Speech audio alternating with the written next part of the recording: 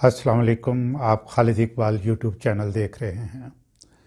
ناظرین، جب میں نے ہوش سنبھالا تو ہمیں سرکاری اسکول میں دوپہر کے وقت دودھ پلایا جاتا تھا، اور سسٹم یہ تھا کہ ایک ایک کلاس لائن بنا کے گراؤنڈ میں آتی تھی۔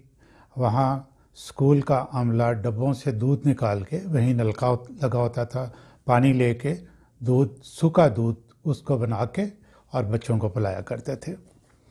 اسکول کے ملازمین جب بڑے بڑے ڈبے لے کے آتے تھے گتے کے، تو ہم ابھی تک یاد ہے اس پہ پاکستان اور امریکہ کا جھنڈا بنا ہوتا تھا، لیکن اس وقت تعلیم کے لحاظ سے صرف اور صرف برطانیہ کا ڈنکا بجتا تھا۔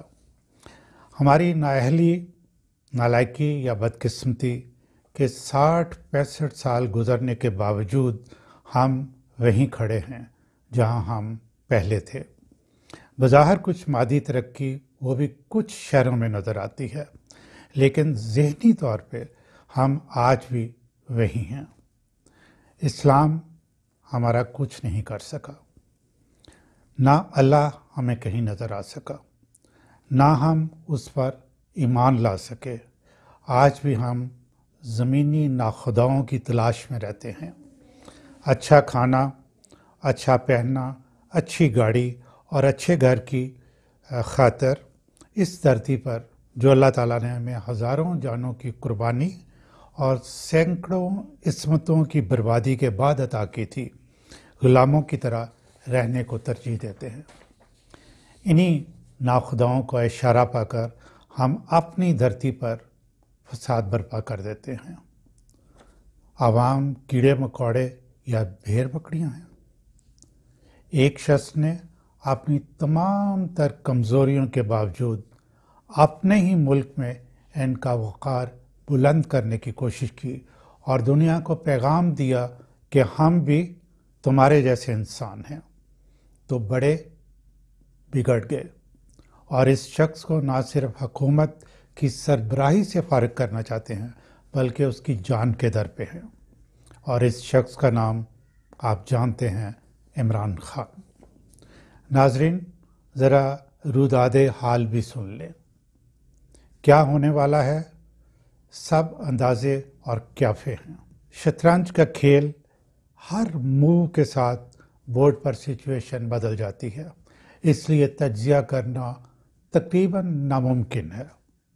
گو مجھے عمران خان کی طرز حکمرانی اور ٹیم ممبر کے انتخابات پہ شدید تحفظات ہیں، لیکن حقیقت سے آنکھیں بند نہیں کی جا سکتی۔ پچھلے 2 ماہ میں ایسا کیا ہوا، ایسی ملک کے اندر کیا تبدیلی آئی کہ یہ موجودہ حالات پیدا ہو گئے ہیں؟ فقط یہ کہ غلامانہ ذہن کو وہی ناخدا اپنے گماشتوں کے ذریعے ایک نئی شکل دے کر ہمارے وطن عزیز کے لوگوں کی ذہنی پستی کا سامان کر رہے ہیں، اور ہماری دھرتی اور ہمارے لوگوں کو اپنے مقاصد کے لیے استعمال کرنے کا سلسلہ جاری رکھنا چاہتے ہیں۔ مجھے جو نظر آتا ہے، عمران خان کے پاس کوئی ترپ کا پتہ نہیں، نہ مزید چالیں چلنے کے لیے پیادے ہیں۔ وہ صرف اللہ سے امید لگائے بیٹھا ہے۔ اس ملک میں جہالت کے اندھیروں کو ختم کر کے پاکستانیوں کو اقوام عالم میں ایک اعلیٰ مقام دلانے کی کاوشوں میں مصروف ہے۔ اب پاکستانیوں کے دل میں عزت کروانے کی خواہش کی کرن روشن ہو چکی ہے، اور یہی کرن عمران خان کا ترپ کا بادشاہ ہے۔ یہ کرن پیٹ کی بھوک، تن کا لباس، رہنے کے لیے چھت کی ضروریات سے بہت زیادہ پر اثر ہے۔ یہی کرن اس کے 27 مارچ کے جلسے میں سارے پاکستان کے لوگوں کو کھینچ لائے گی۔ اس دن عمران خان اپنا یہ پتہ پھینک چکا ہوگا۔ اسی کو دیکھ کر نمبر 1 کیا ہوگا؟ غیر ملکی بلکہ عالمی اسٹیبلشمنٹ عمران خان کے بارے میں اور پاکستان کے بارے میں اپنے اگلے چند سالوں کا لائحہ عمل تیار کرے گی۔ نمبر 2، عمران خان کے اتحادی اور اس کی اپنی پارٹی کے ارکان تحریک عدم اعتماد کے بارے میں حتمی فیصلہ کریں گے۔ نمبر 3، ہمارے ملکی سلامتی کے ادارے ملک کے لیے اپنی اسٹریٹجی میں ضروری تبدیلیاں کریں گے۔ موجودہ رویہ قابل تحسین ہے۔ نمبر 4، مین سٹریم میڈیا کچھ باعث ختم کر کے فیئر رپورٹنگ کرنے کی طرف جانے کی کوشش کرے گا۔ نمبر 5، اگلے جنرل الیکشن کے بارے میں فیصلہ یہی جلسہ کرے گا۔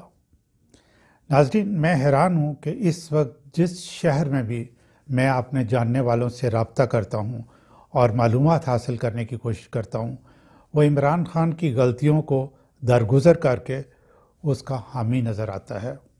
نون لیگ اور پیپلز پارٹی کے وہ لوگ جنہوں نے پہلے عمران خان کو ووٹ نہیں دیا، اب عمران خان کو ووٹ دینے کے منتظر نظر آ رہے ہیں۔ میں نے مختلف اسکول آف تھاٹ کے لوگوں سے بات چیت کی۔ مذہبی جماعتوں کے لوگوں کا کہنا ہے کہ دنیا میں ناموس رسالت کا علم بلند کر کے اس نے اپنی آخرت سنوار لی ہے۔ اسلامو فوبیا کے خلاف UN کی جنرل اسمبلی سے نہ صرف قرارداد منظور کروائی بلکہ 15 مارچ کا دن اسلامو فوبیا کے خلاف ہر سال منایا جائے گا۔ بہت سے لوگ جو کسی مخصوص پولیٹیکل پارٹی سے تعلق نہیں رکھتے اور پڑھے لکھے ہیں، ان کا کہنا ہے کہ خان اقتدار بچانے کے لیے اتحادیوں سے بات چیت کرنے کے لیے بہترین پوزیشن میں ہے، لیکن جو شخص اپنا اقتدار بچانے کے لیے کمپرومائز نہیں کر رہا، صرف وہی پاکستان کو خود مختار ریاست بنا سکتا ہے۔ صاف نظر آتا ہے کہ اسے اقتدار کی ہوس نہیں۔ اقتدار کی ہوس میں بہت سے لوگ ایکسپوز ہوئے ہیں اور اپنی بنائی ہوئی عزت، روایات اور اخلاقیات کا جنازہ نکال چکے ہیں۔ عمران خان تو وہاں کھڑا ہے کہ اگر تحریک عدم اعتماد کامیاب ہوئی تو شہید، ناکام ہوئی تو غازی۔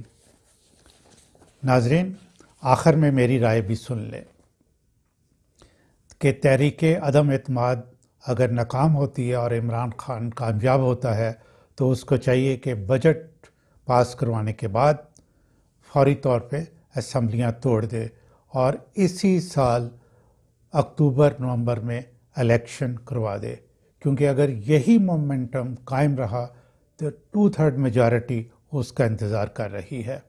اور اگر ایسا ہو تو سب سے پہلے عمران کو کیا کرنا چاہیے؟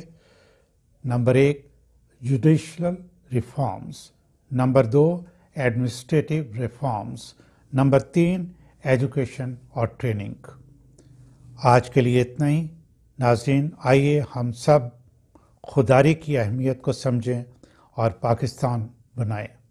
ناظرین، اگر ابھی تک آپ نے میرا چینل سبسکرائب نہیں کیا تو اب کر لیں، گھنٹی کے بٹن کے نشان کو بھی دبا دیں اور اسے لائک بھی کر دیں تاکہ آئندہ آنے والی ویڈیو کا انٹیمیشن آپ کو فوراً مل جائے۔